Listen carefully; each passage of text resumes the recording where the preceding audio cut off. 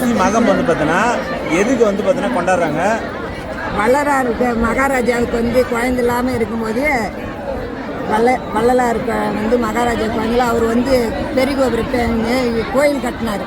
கோபுரத்தை கட்டி அதில் வரும்போது அவர் வந்து சாமியே அவருக்கு வரம் கொடுத்தவங்க குழந்தை இல்லை இல்லையா, இதுக்கு நானே உங்களுக்கு செய்கிறேன்னு அந்த இதுதான் இவங்க சம்மந்தனூர்லேருந்து வர்றது.